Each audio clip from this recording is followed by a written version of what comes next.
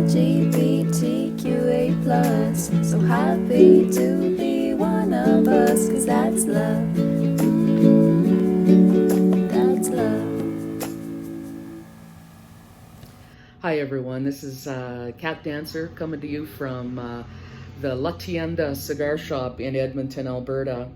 I have the privilege of speaking with you about pride and equity-seeking groups, and I really want to thank Peter North at the Salmon Arm Roots&Blues Festival for suggesting that I have this honor of speaking with you today and to talk about music and equity-seeking groups in music.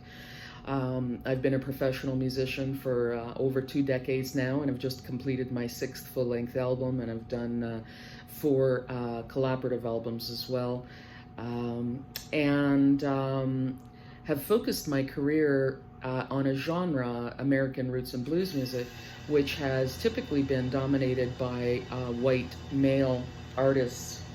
So I knew coming into the blues that there was going to be some challenges that I face as a woman that would be complicated, and that I would have to mask for some time before I finally was able to come out of the closet, so to speak.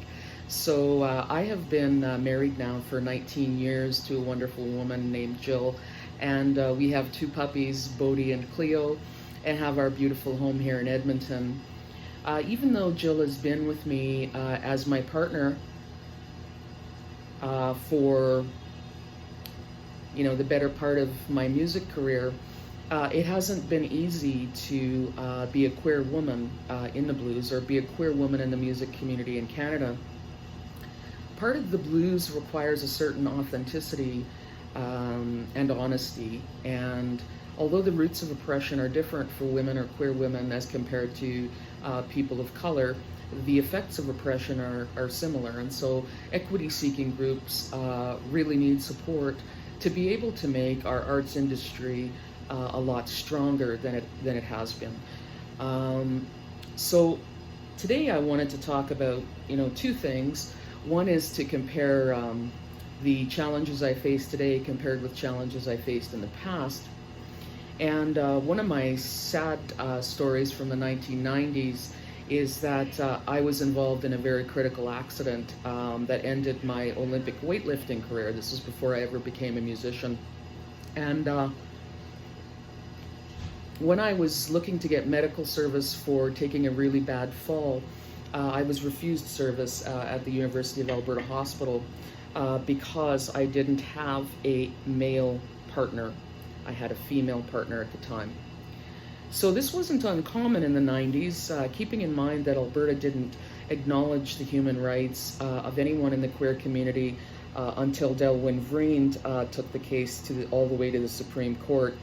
And it wasn't until 2004 that Alberta adopted the protection of sexual minorities under their human rights legislation. So back in the 90s, we were involved with a lot of activism, and I remember pride parades being consisting of the same 20 people, and early on a lot of these people, including myself, wore bags on our heads because if we were identified in the media, because of course there would be media coverage of pride parades, if we were identified, we could lose our jobs, we could lose where we lived, and be outed and marginalized severely at that point. So we, it was quite the thing. Fast forward, 20 years to see our pride parades now that usually have, 50 or 60,000 people and all the supportive businesses and blah, blah, blah, because back in the day that wasn't the case, and we had to learn how to use our money properly to engage in legal battles that challenged the system of oppression. And so, early in my career, I couldn't figure out how to speak about my love relationships without using very gender non-specific terms. So in my early writing, I would say, "Hey, baby," or I would cover a song that a male performer would do, and then I wouldn't change the pronouns just to find a sense of belonging. And that was really hard to feel like I wasn't selling out on some level.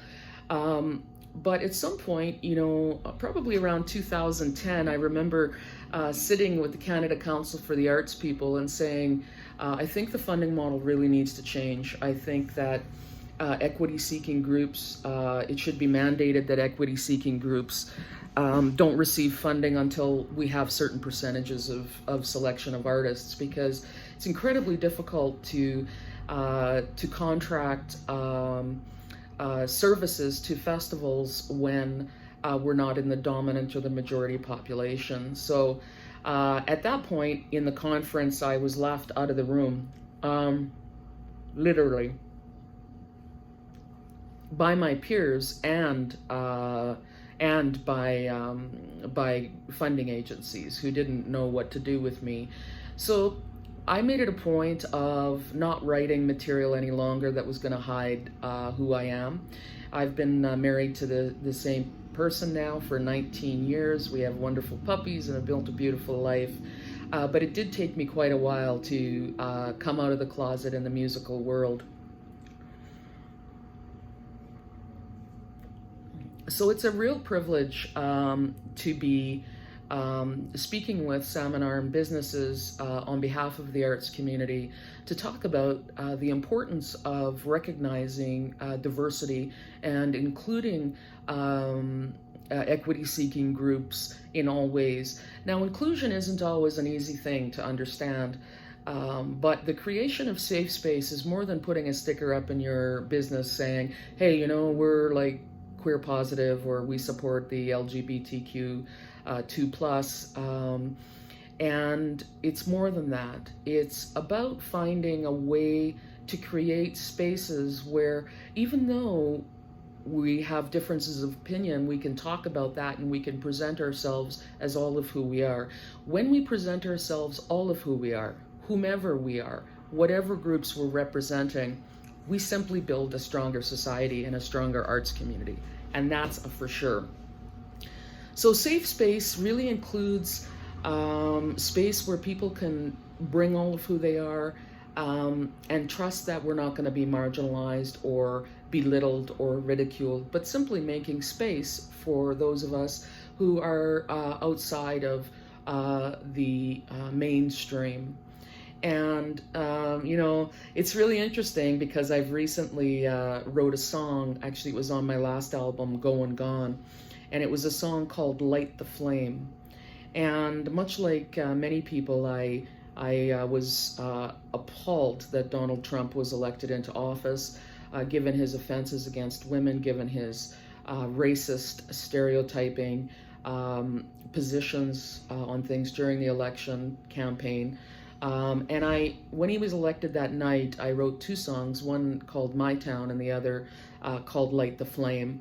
And I've attached that video of Light the Flame so you can hear the live performance of me and the Tall Tales, people in the band.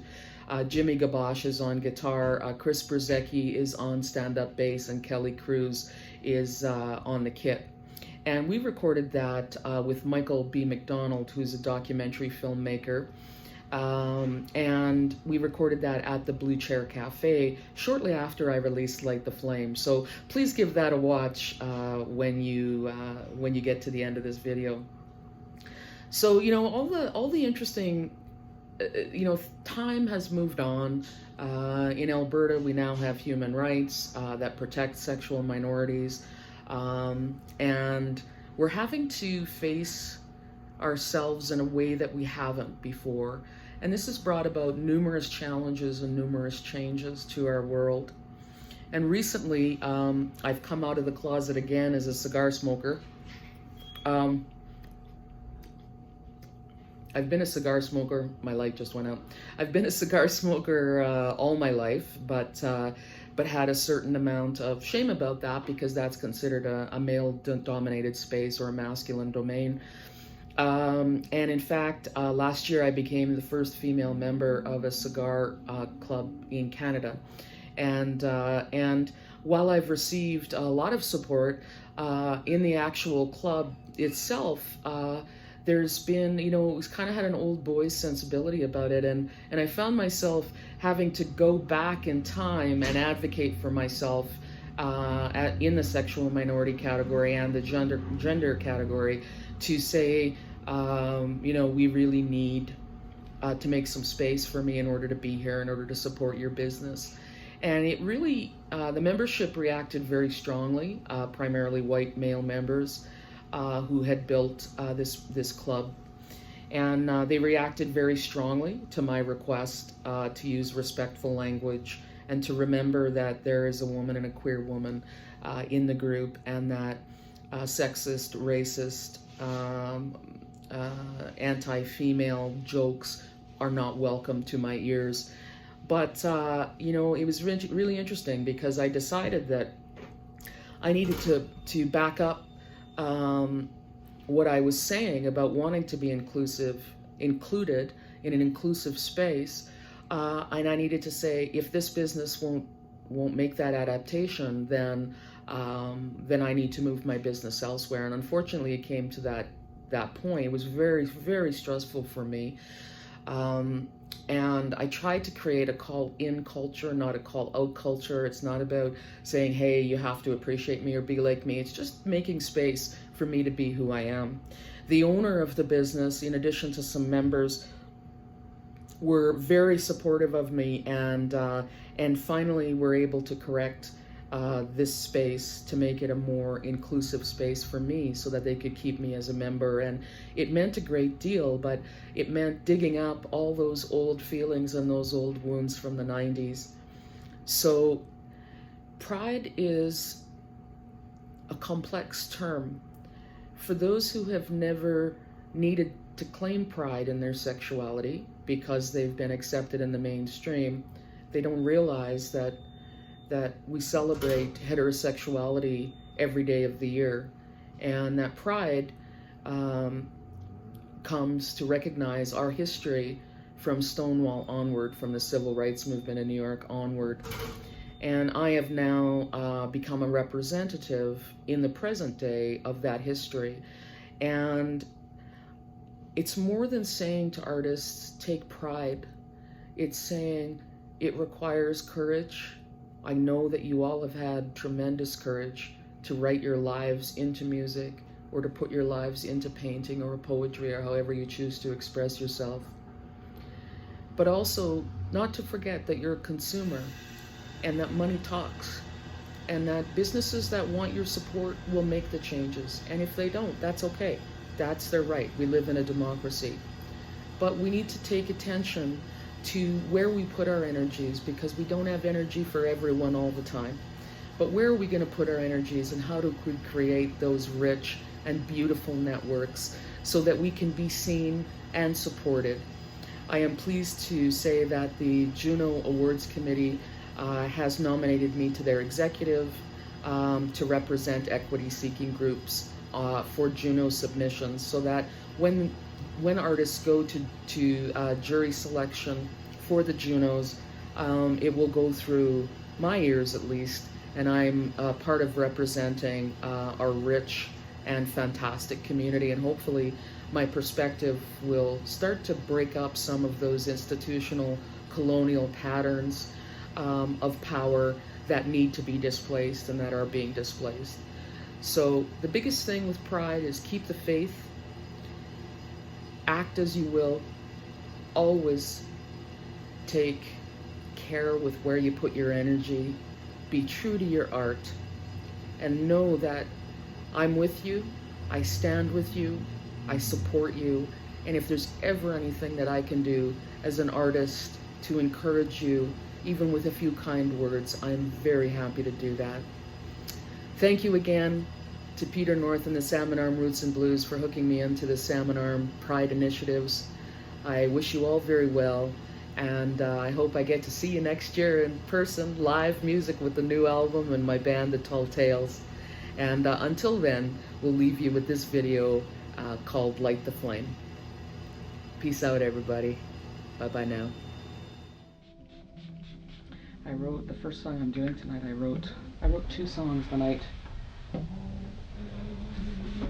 Hitler's Second Coming President of the United States was elected. And I'm doing one of them tonight. I'm starting off the concert with it. It's called Light the Flame. And I had hoped I wouldn't have to do a whole bunch of political action work like I had to do in the 90s. I kind of got tired, you know, after 12 years of fighting for my right to marry, getting included in the human rights legislation to be seen as a human being here in Alberta and Canada. But when Donald J. Trump was elected, I couldn't believe it. I just could not believe it. Light the flame.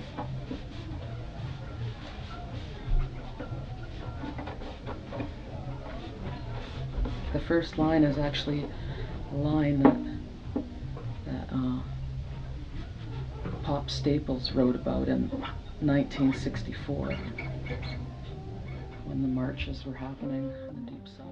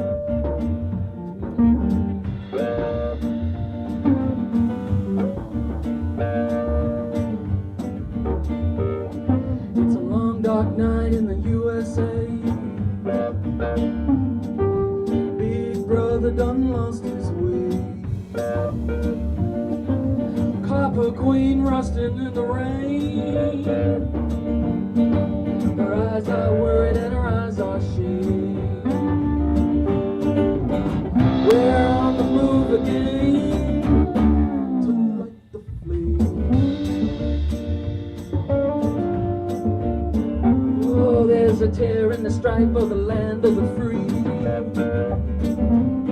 and a hole in the bucket that held their peace. Judges, poets, rabbis, and chiefs, well, they'll come for you, then they'll come for me.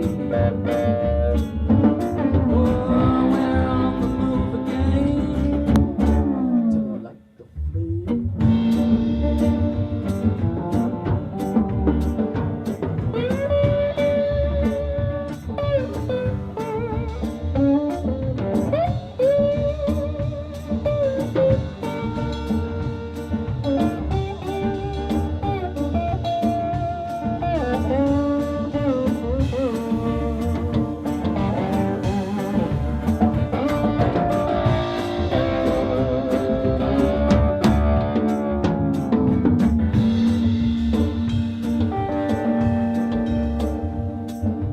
Buckle our boots and we'll make our sign. Make our rounds one more time. Stand together on the freedom line. Just me and you. One more time. We're on the move again to light the flame.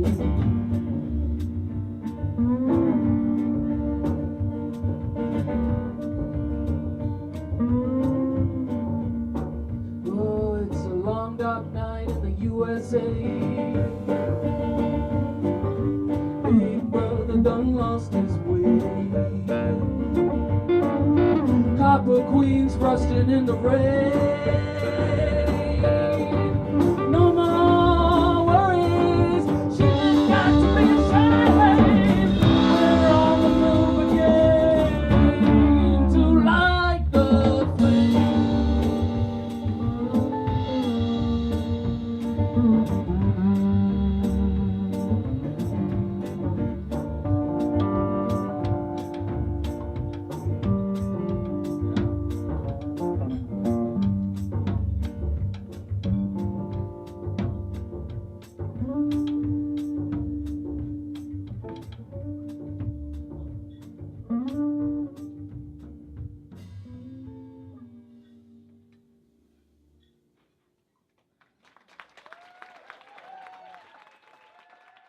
LGBTQA+. So happy to be one of us, 'cause that's love.